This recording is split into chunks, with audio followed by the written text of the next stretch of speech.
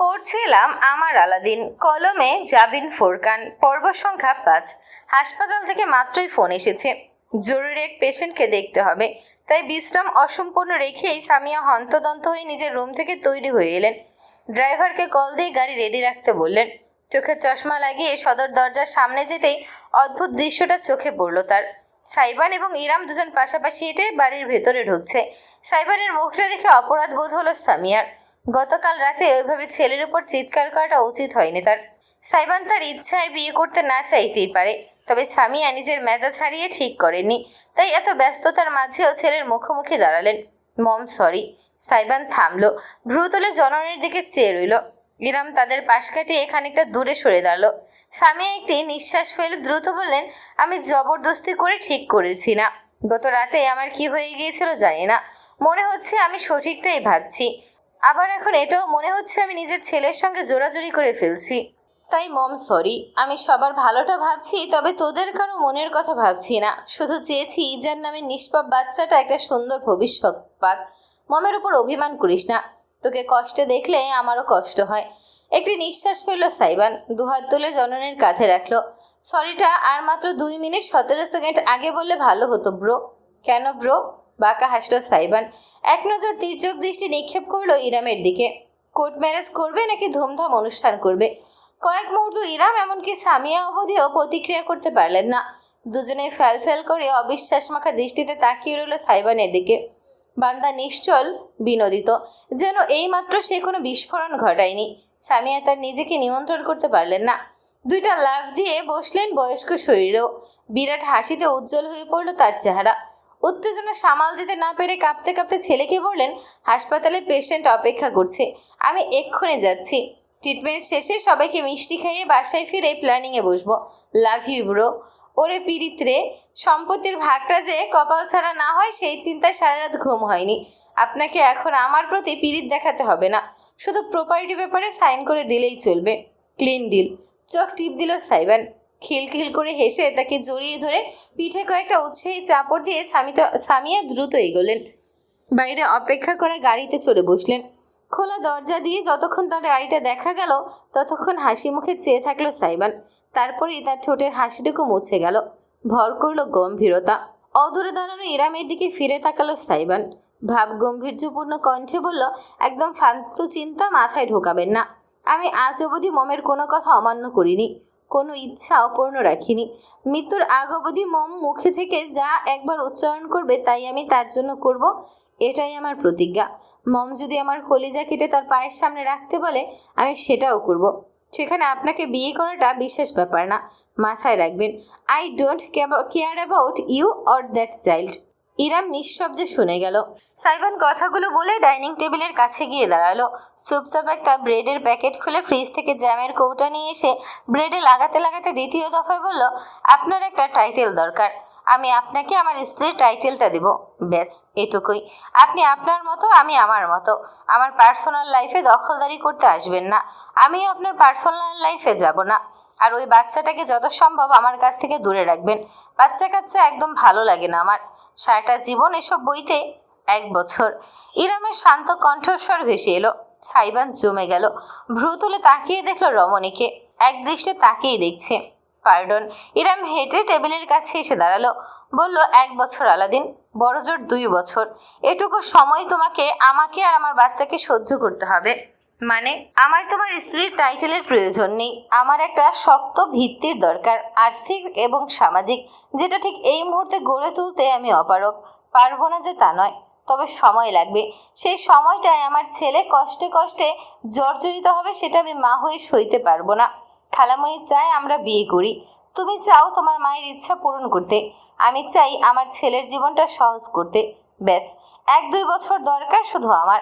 কথা দিচ্ছি, যেদিন নিজের পায়ে দাঁড়াতে পারবো, যেদিন নিজের একটা শক্ত ভিত্তি করতে পারবো, যেদিন অসহায়ের মতো হাত না পেতে নিজের সামর্থ্যে নিজের ছেলেকে মানুষ করার ক্ষমতা অর্জন করব, সেদিন তোমার জীবন থেকে আমি আর ইজান দুজনেই চলে যাব আলাদিন। যদি তুমি না চাও আমরা থাকবো না, তুমি তোমার মতো করে বাঁচতে পারবে মুক্তভাবে, একটা মানবিকতার সম্পর্কের বাঁধন থেকে মুক্তি পাবে। তুমি ছেলে মানুষ, তাছাড়া তোমার যে পরিচিতি এবং চেহারা, তাতে তোমার জন্য ভবিষ্যতে মেয়ের অভাব পড়বে না। ডিভোর্স মেয়েদের জন্য শেষ, কিন্তু ছেলেদের জন্য নতুন শুরু। আপনি নিজের ক্যারিয়ার গড়তে পারলে আমাকে ডিভোর্স দিয়ে দেবেন ইরাম আপু? হ্যাঁ। না তুমি আমাকে চাও না আমি তোমাকে চাই, কিন্তু আমার তোমাকে ব্যবহার করতে হবে, কিছুদিনের জন্য হলেও তোমার অনুগ্রহ নিতে হবে। সেজন্য আমি দুঃখিত। আমি পারি না তোমার উপর বোঝা হয়ে বসতে। আমি চাইও না তুমি এমন একটা সম্পর্কের বোঝা আজীবন টেনে যাও যেটা তুমি কোনোদিন মন থেকে মেনে নিতে পারবে না। তাই ভালো এটাই, আমাদের দুজনের উদ্দেশ্য পূরণ হয়ে গেলে ভিন্ন পথে চলে যাওয়া। যদি আমরা এই বিয়েটাকে টিকিয়ে রাখতে না পারি তাহলে ডিভোর্সই সই। এটা আমাদের সিক্রেট কন্ট্রাক্ট, খালামণিকে জানানোর প্রয়োজন নেই। পাক্কা 1 মিনিট সাইবান হাঁ করে ইরামের দিকে চেয়ে রইল। চেহারা এমন একটা ভাব দেখা গেল যেন এ অট্টহাসি হেসে উঠবে, অথচ সাইবান হাসল না। সোজা হয়ে দাঁড়িয়ে একটি নিঃশ্বাস ফেলে বলে, বেশ, not bad deal at all. জীবনের কিছু বছর একটা চ্যালেঞ্জ নিয়ে কাটানো, আই অ্যাম অল ইন। সহজত হাসিটি ফিরে এলো সাইবানের ঠোঁটে। ইরাম এগিয়ে গিয়ে নিজের ডান হাতটা বাড়িয়ে দিল করমর্দনের উদ্দেশ্যে। ডিল। সাইবান জিভ দিয়ে ঠোঁট চেটে তীর্যক হেসে খপ করে তার হাতটা ধরল, ঝাঁকি দিয়ে বলল, পারফেক্ট ডিল। তবে সঙ্গে সঙ্গে ইরামের হাতটা ছাড়ল না সাইবান। ইরাম এক মুহূর্ত কি যেন ভাবল, তারপর বলে উঠল, তবে একটা কথা, আমাদের ডিভোর্স পরের ব্যাপার। এই বিয়ের সময়সীমা চলাকালীন আমার কিছু শর্ত আছে, সেসব তোমাকে মেনে চলতে হবে। ও, আমি এখন সত্যি বুঝতে পারছি না আপনি আমার অনুগ্রহ নিচ্ছেন নাকি আমি আপনার। সব ফরমায়েশ ইচ্ছা আপনি জাহির করে যাচ্ছেন তখন থেকে। আমারটার কি হবে? তোমারটাও শুনবো আমি, আগে আমারগুলো শোনো। ইরামের হাতটা এতক্ষণে ছাড়ল সাইবান। বুকে দুবাহু বেঁধে একই সাথে বিনোদন এবং মনোযোগ নিয়ে তাকালো। ইরাম একটি দীর্ঘ প্রশ্বাস টেনে শুধালো, প্রেম করো? প্রেমিকা আছে? সাইবান কেসে উঠল। গলায় মাছের কাঁটা আটকে গিয়েছে তার এমন ভঙ্গিতে কয়েকবার গলা খাকারি দিয়ে বলল, WTF? ফ্যালফেল করে চেয়ে রইল ইরাম। WTF কি? মাথা ঝাঁকায় সাইবান, কিছু না, আপনার মতন মিলেনিয়াল এসব বুঝে না। আচ্ছা তাহলে বলো, প্রেম করেছো কখনো? রীতিমতো হাতের আঙুলের কর গুনতে আরম্ভ করলো সাইবান। ক্লাস 6-এ একটা, ক্লাস 8-এ ব্রেকআপ, ক্লাস 8-এর শেষে আর একটা, ক্লাস 9-এ একটা, ক্লাস 10-এ SSCর জ্বালাই পারিনি। কলেজ লাইফে 6 মাস করে 4টা, এরপর হয়েছে। আর বলতে হবে না, থামো। ইরামের গাল দুটো লাল হয়ে উঠেছে। কি আজব চিজ, এভাবে নির্দ্বিধায় প্রেমিকার ফর্দ দিয়ে যাচ্ছে তার সামনে। কয়টা হলো? ইরাম গোনার সময়ও পায়নি। মাথা ঝাঁকিয়ে নিজের অযাচিত লজ্জাটুকু ঝেড়ে সামান্য কণ্ঠ পরিষ্কার করে সে জিজ্ঞেস করলো, অতীতের লিস্ট দিতে হবে না, এখন করো নাকি সেটা বলো। বিরাট হাসলো সাইবান। এক কামড়ে গোটা একটা পাউরুটি মুখে ঢুকিয়ে দিয়ে চিবোতে চিবোতে জানালো, এখন একটা সিচুয়েশনশিপ চলছে, আরেকটা বেঞ্চিং। মাথাটা চক্কর দিয়ে উঠল ইরামের। হাই খোদা, নিজেকে বুড়ি দাদি মনে হচ্ছে তার সাইবানের সামনে। আজকালকার ছেলেমেয়েরা এসব কোন ভাষায় কথা বলে? সাইবান কত সালে যেন জন্ম নিয়েছে? 2001 হয়তো। এদের জেনারেশনের একটা নাম আছে, কি যেন বলে, গেঞ্জি না তুমি? সাইবানকে ভয়ানক মাত্রায় অপমানিত মনে হলো। দুহাত দুদিকে শাহরুখ খান স্টাইলে ছড়িয়ে ঝাঁকিয়ে এসে জোর গলায় বলল, জেনজি নট গেঞ্জি, ইউ অশিক্ষিত মিলেনিয়াল। সাইবানের অতি নাটকীয় প্রতিক্রিয়া ইরামের হাসি পেয়ে গেল। স্মিথ হেসে সে দুহাত আত্মসমর্পণের ভঙ্গিতে তুলে বলল, সরি, আসলে আমি সোশ্যাল মিডিয়ায় তেমন অ্যাক্টিভ না, তাই আধুনিক জিনিসপত্র থেকে বহু দূরে। মুখে মুখে গেঞ্জি শব্দটাই শুনেছি। গেঞ্জি হবে ওদের বাপের, আমরা প্রাউড জেনজি। আমাদের মতো তেজি জেনারেশন এই পৃথিবীর 5বার ধ্বংস হয়ে নতুনভাবে সৃষ্টি হলেও পাবে না, বুঝেছ? বুঝেছি। ইরাম হাসি চাপা দিয়ে ব্যক্ত করল, এবার বলো এই সিচুয়েশনশিপ কি জিনিস?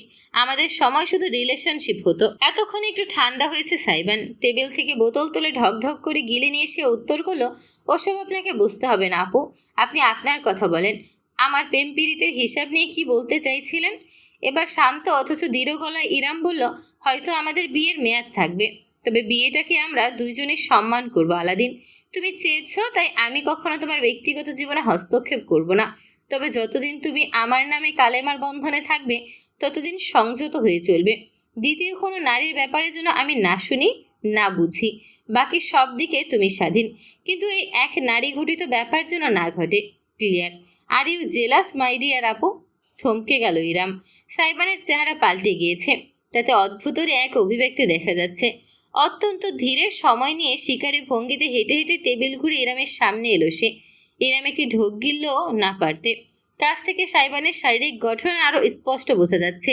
ছেলেটা জিম করে, শরীরের মাংসপেশি বেশ ফোলা এবং শক্তিশালী।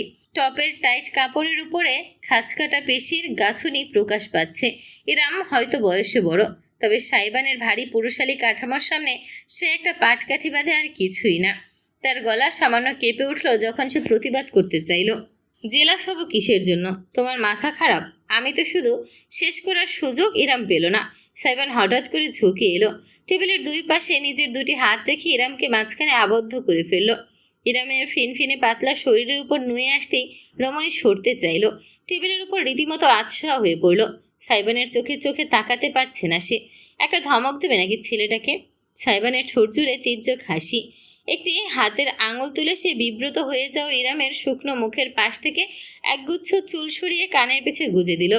আপনি যদি পজেসিভ হন, আমি ওভার পজেসিভ ইরাম আপু।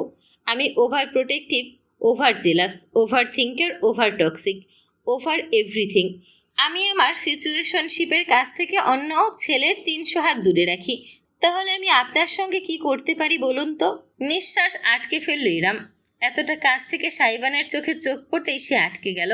ছেলেটার কথা মন্ত্রের মতো, সম্মোহিত হয়ে যেতে হয় তাতে। ভ্রুর উপরের পিয়ার্সিংটা জলজল করে উঠল তার। জিভ গালে ঠেকিয়ে ভীষণ রকমের অদ্ভুত এক ভঙ্গি করল সে। ইরামের চোখে চোখ রেখে ঘোষণা করল, I am not a red flag, I am a damn black flag. লাল পতাকা, কালো পতাকা, এসবের অর্থ ইরামের জানা নেই। ছেলেটা আবার গেঞ্জি, ওহো জেনজি মার্কা কথা বলছে। তবে ইরাম চাইলেও কিছু বলতে পারলো না। ঠোঁট নাড়ল ঠিকই, কিন্তু শব্দ বেরোলো না।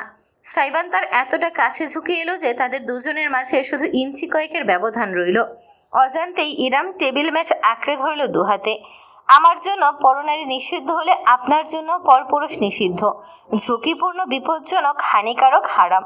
একটু থেমে একটি হাতে অত্যন্ত আলতোভাবে ইরামের গাল ছুঁয়ে দিয়ে সাইবান দৃঢ় গলায় বলল, যতদিন আলাদিনের জীবনে থাকবেন ততদিন আলাদিনের হয়েই থাকবেন। মনের ভেতর কোনো জঙ্গলের অবশিষ্টাংশ থাকলে জঙ্গলটা উজাড় করার দায়িত্বটাও এই আলাদিনের।